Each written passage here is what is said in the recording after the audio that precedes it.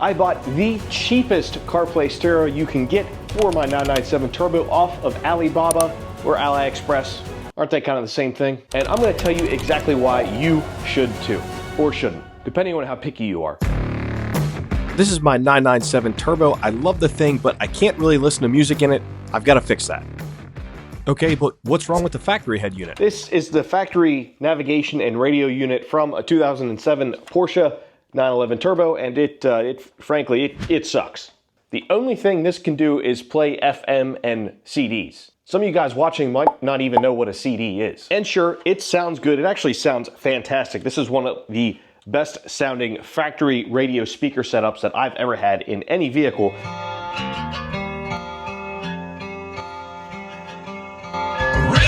Don't even act like you don't like Nickelback, all right?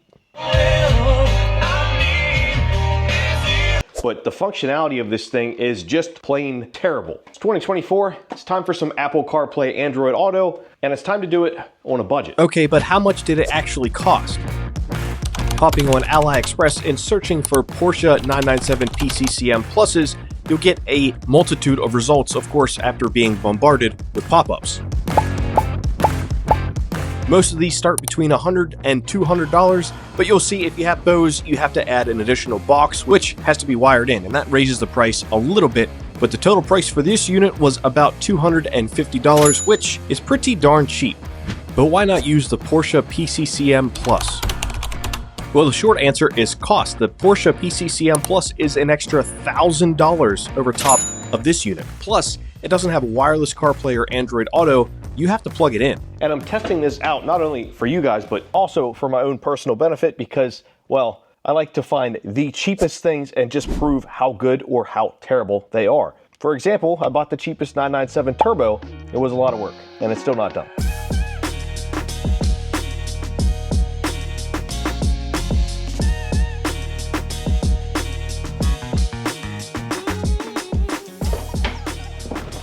The sound quality of this radio is actually really, really good. It's just everything else that sucks. Obviously, the user interface from 2007 isn't great. There's no touchscreen at all. Like, you want to change the radio station and this knob doesn't do it.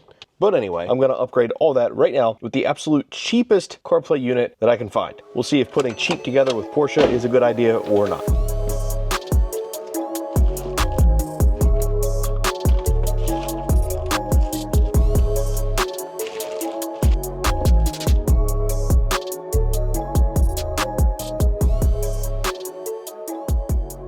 That looks complicated. Is it plug and play? Now, it's my understanding that this is pretty much plug and play, but there looks to be like a lot of wiring here, and obviously these wires here are not plug and play. That's got to be wired into something. So I'm going to look through the manual, pull the old radio out, and get to installing this new one.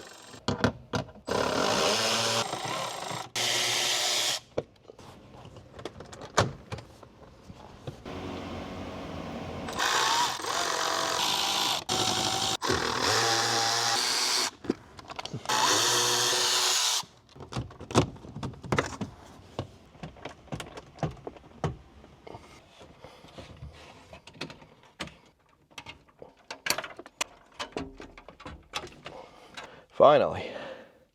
I have a nice empty hole. Here you can see the differences in these units. The color isn't quite exactly the same, so that's something. On the back, I got to figure out all these connectors because I'm not going to need all of them.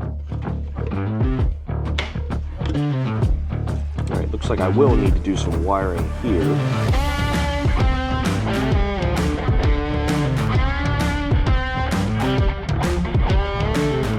I will say most of this kit came with everything to be plug and play. Now, since I have Bose, there's a little wiring needed, but it came with everything else, and everything should work, including the steering wheel controls, but we'll find out in the end. So I had a whole side quest here. One was because the reverse cable that I ran when I did the carpet and everything, well, here, let me just show you. Let me backtrack just a little bit. I already installed the rear camera for this system months ago, and that's when I had the interior out of the car, so I could run the wiring underneath the carpet nice and clean with all the OEM wiring. For a host of reasons, I think the easiest route is Oh, gonna be right over here on the passenger side along with all these wires. Now the rear camera unit I installed is pretty snazzy. It snaps into the factory license plate light holder and looks kind of stock OEM. It's not some bracket that goes on the license plate, it looks pretty clean. So I ran the wire all the way from the front to the rear, and that's where it's been lying dormant ever since, waiting for this video. There we go, from one end of the car to the other. How I'm gonna route it the engine bay, not sure just yet. I may just, may leave it sit right there. Somehow it's found its way right there, so I couldn't possibly pull it out because it would obviously just tear that right off. So I gotta loosen the shifter, and to do that I had to pull the whole center console out, and also I need to run the USB cables. Probably gonna run those into the center console, so I guess it kind of had to be done anyway.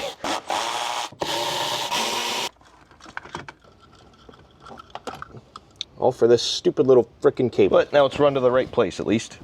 And now I have to wire in some sort of extra box. This thing is not completely plug and play. There are at least 3 wires I gotta splice in somewhere.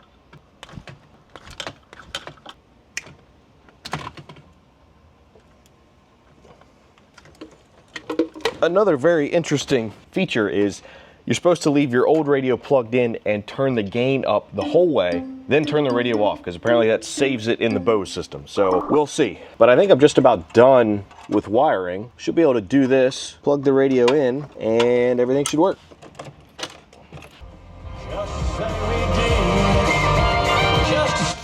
Wow, loud.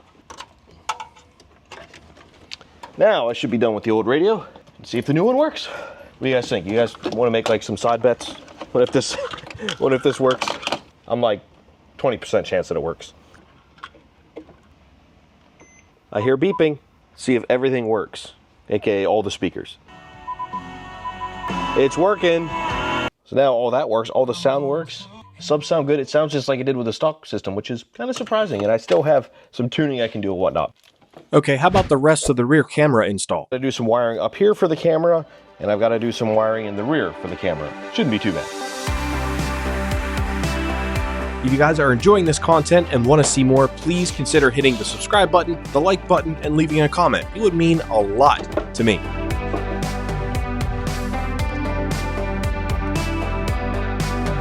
The rear camera wiring is relatively simple. I need power and ground for the camera, and then I need a trigger wire for when the car is in reverse to tell the stereo to switch to the reverse input. And since I have the heat gun out, I'm going to disconnect these and heat shrink all that stuff as well.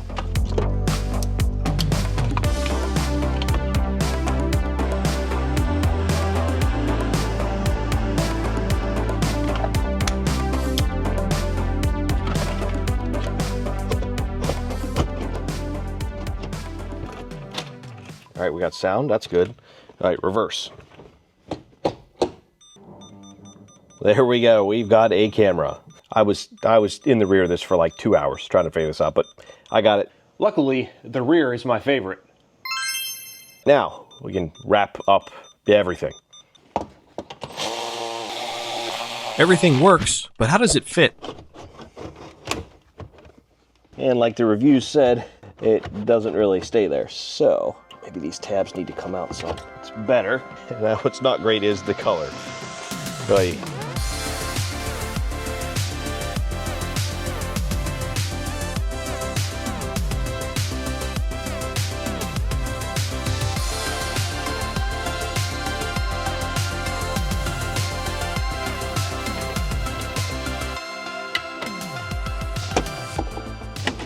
So I got it in here pretty solidly with that bolt that goes on the side. The problem is you have to get it so tight that it pushes it over this way, and now there's a little bit of a gap there. I could probably relieve some tension. It would be a little better, but it is what it is. Obviously, the color isn't a match. It's really not even close. I mean, it doesn't look bad because it's kind of close to the other colors that are in here, kind of chromish.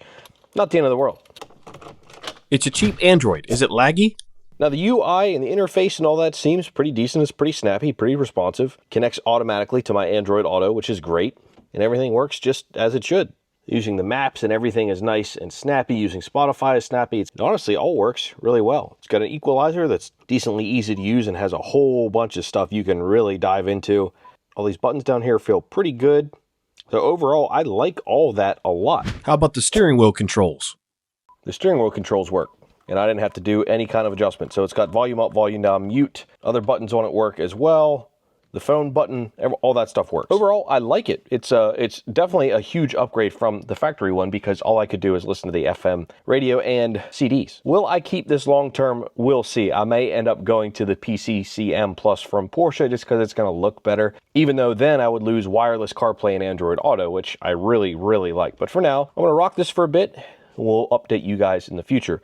I'm also leaving the interior disassembled because I'm trying to dive into some of the other issues this car is having, and I think that stuff is going to be in the way. A little sneak peek of the interior, more complete. This will be in a later video.